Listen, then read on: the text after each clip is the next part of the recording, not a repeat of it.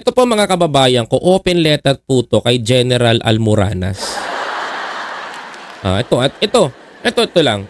Para doon sa mga sinasabi niya kanina, doon sa kwentuhan nila ni Maharlika. Okay.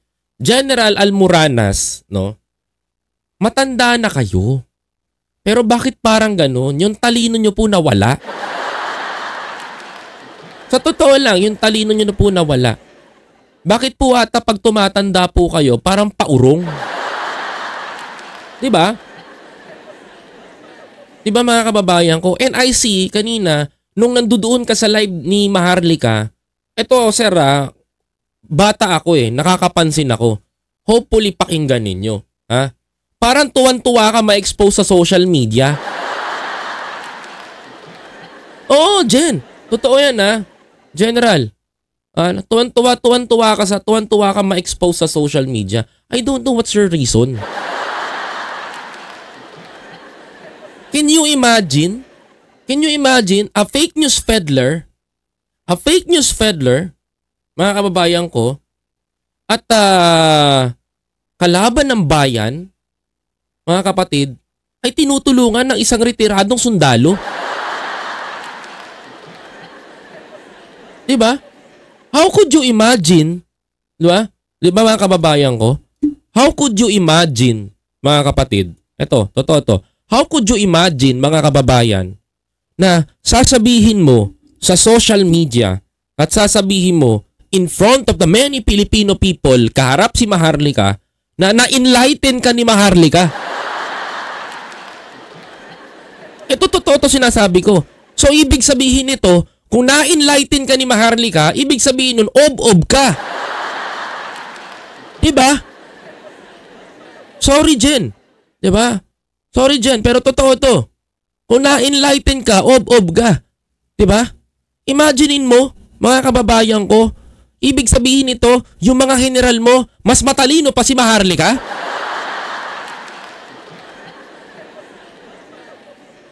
Yung mga general nga hindi nga sumama sa ginagawa nila Hindi nga basta-bastang naniwala Tapos ikaw tong may utak, ikaw tong matandang may utak at merong kapakanan at may makikita na dapat tularan ng kabataan. Ikaw pa tong naging mahina pagdating sa ethics?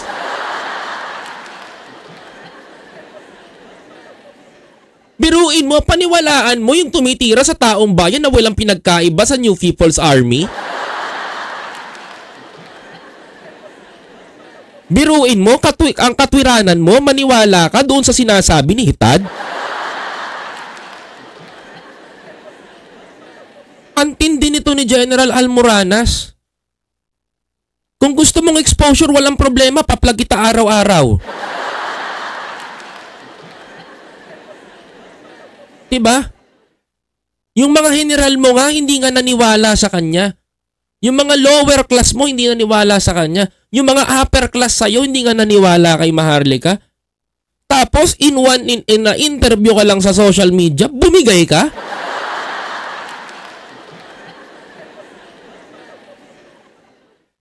Ganon ka na ba?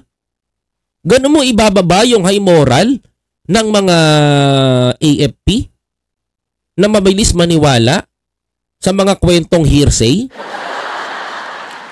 Ito sa totoo lang, kung talagang may pulburon si Bongbong Marcos, itong si Marcos Jr., mag-isip ka at napanood yan ng mga higher official mo na sinasabi mo, nagkaroon na sana ng kudita.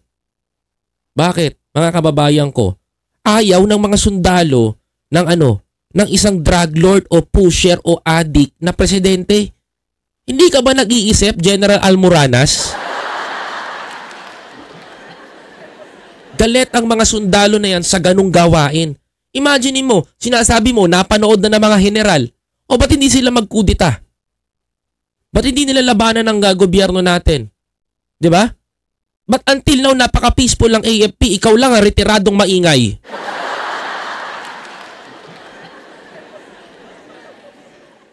Diba? Bukod tangi ka na ikaw lang ang retiradong maingay dyan.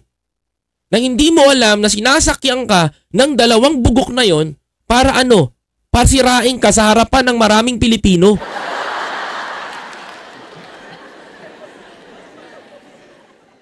And you tell to the many Filipino people na na-enlighten ka ni Maharlika, ganun mo binaba ang moral ng AFP.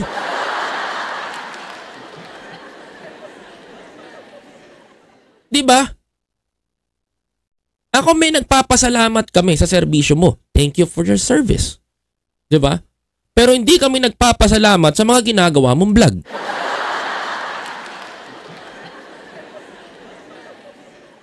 Tandaan nyo yung sinabi ko kung mapapanood nyo yung video niya kanina, bukod tangi kang ginawang pugo ni Maharlika at ni Bahong Lipunan.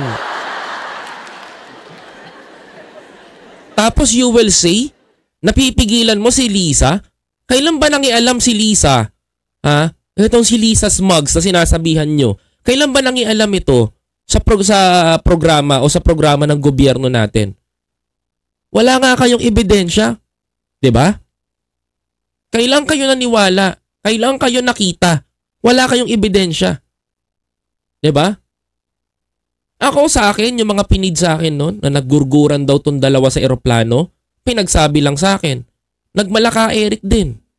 'Di ba? Hindi ko kasi sobrang pagmamahal ko, sobrang agitation ko. 'Di ba? Sa sobrang trust ko, sobrang paniniwala ko. 'Di ba mga kababayan ko, nakapag-post ako ng mali. And I admitted my mistake. 'Di ba? Hindi naman pala nangyayari. Tapos yung source pala ng pinagkukuhaan ko si Maharlika. Kaya umalis ako sa grupo-grupo Wala na mapagkatiwalaan ngayon.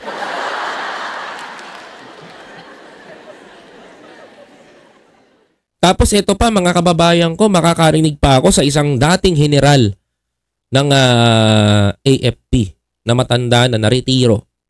Na ganun. Tapos meron pang isang general, the General Survivor ba to pangalan niya? Can you imagine mga kababayan ko na wang pakel sa mga Pilipino sa edite? Di ba? Alam nyo the more na sinasakyan ng Pilipino to ngayon, the more na nagkakaroon to ng mga views. Can you imagine, yung mga nanonood sa kanila, sinasabihan pa nila, oy, manood kayo kay ganito manood kayo kay ganyan, manood kayo ito, mai-enlighten kayo.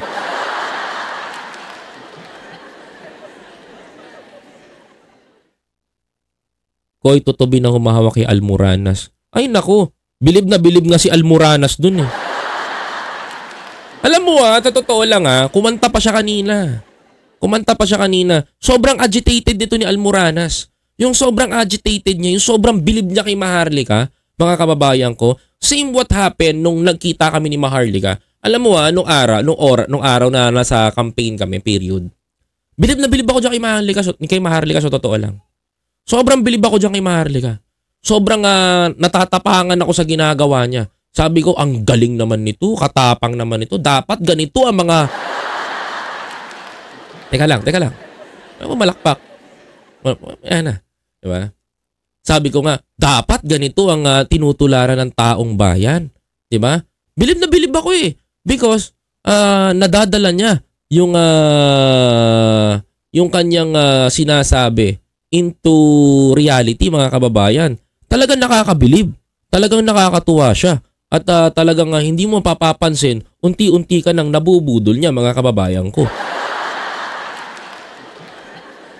Ganun na nangyayari. Kaya nga mga kababayan ko, gulat na gulat ako Magulantang na lang ako bigla, mga kababayan ko, nang biglaang may napaniwala to si Itad na general. Ito anak ng titing. Anong progreso sa Pilipinas nitong gagawin? Diba? Kahit ako mag-iisip, hindi naman bobo ang Pilipino para hindi malaman ang diskarte niya. Pero nagtataka lang ako, mga kababayan ko, despite of many problem, mga kababayan, ganito po ang nangyayari sa bansa natin. Nagkakaroon ng mga haka-haka kuno ang mga lintik, mga kababayan ko. Ganyan na po tumirada ngayon ang mga hinayupak na to, mga kapatid. Kaya bago nyo pakinggan ng isang influencer, bago nyo pakinggan inyong mga content creator na katulad ng mga yan, pag-aralan nyong mabuti yung sinasabi. Kasi baka mamaya nilalaro lang kayo dyan by using mumble words, mga kababayan ko, para mapasakay nila kayo, makuha nila kayo, madiskartehan kayo for the views, and the last thing isasabihin na isubscribe nyo yung mga kaibigan natin na yan. Sila yung totoong maaasahan ng taong bayan, mga kapatid. Ganun ang ginagawa ni Macaranyas na hindi niya nalalaman ng harap-harapan. Nakakahiya lang mga kababayan ko because of isa sa mga pinaka magagaling sa AFP, pero para sa akin, Wang Bu mga kapatid.